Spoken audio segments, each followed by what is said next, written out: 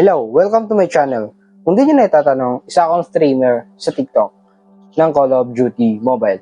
Tumigil muna ako kasi nga, nag-decide naman akong mag-moto vlogging. Kasi nga, sa streaming, na-enjoy ko siya. Marami akong followers, marami akong likes. Almost, mag-abot na nga tayo ng 3K followers sa TikTok eh. Tapos sa sa YouTube, mag-abot na tayo ng 200 subscribers doon. Pero, when I realized na hindi ko pala hilig talagang mag-stream. So, I created this account, RKMoto, just to buy time or finding my fashion. Kasi nga, I'm not really undecided tulad mo. Kaya ka nanonood nito. Kasi nga, undecided ka, ano ba talaga yung gusto mong gawin? Gusto mo mag-motovlog, gusto mo mag-streaming? Kasi I try everything na eh. Kasi nga ganito, si 2026 na, I will follow what my heart really wants. My heart really wants is to motovlog talaga. When I was, 11 years old, I really love to ride a bike. You know, I do some tricks, I have some BMX, I do some tricks, no hand, jumping on the rough road, just a kid thing, biker thing, So, I buy this. When I was in El Nido, I was working almost 1 year. Kasi, nag-ipon ako ng gamit actually. Nag-ipon ako ng, nabili ako ng, yung camera natin is called, 4K Ultra HD. Binili ko to. It's around 2K.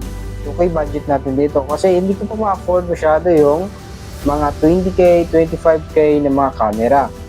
Pero, next time, may paparating tayo ng mga gamit. Mayroon tayong DJI, mayroon din tayong Insta360 Ace Pro. May paparating tayo, pero hindi ko pa alam kung ano ang exact date, kung kailan siya darating. Mag-update na ako sa inyo in next video. Pero for now, focus tayo dito. So, nagbili rin ako dito sa helmet natin. Lalagay dito yan sa helmet. Yan. Lalapag natin dyan. Tapos, ibili na rin tayo ng gloves. Ride safe, diba? Kasi sa Pinoy, hindi uso yung mga full gear.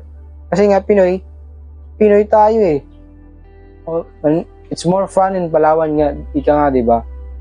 I created this account to follow my fashion in 2026 kasi nga, bagong taon, bagong pag-asa. Which is, new beginning for me.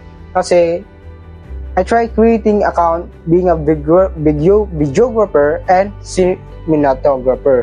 Sorry kung a few moments later. I was practicing lately na mag-English pero I was actually not good at English. So I will choose Tagalog pero lalagyan din natin Tanglish. Diba?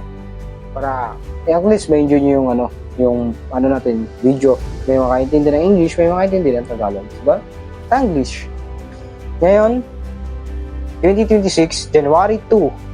Kung napanood mo to ng January 2, 2026, you're lucky. Kasi nga, makakasama ka sa akin, makakapagsimula tayo ng new beginning.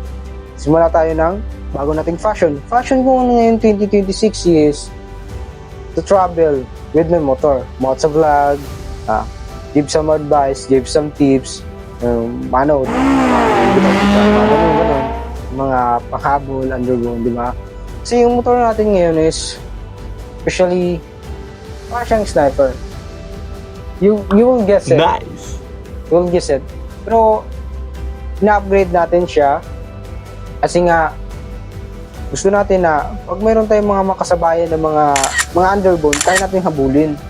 Kaya yung gagawin natin doon sa motor natin is upgrade lang tayo and di na tayo bibili na bago. Pero pag nakapag-fundar na tayo, nakapag-rami tayo ng viewers and subscribers, bibili tayo ng bago. Yes, lagi tayong mag-update sa channel na to. Kasi nga, ito ang fashion natin.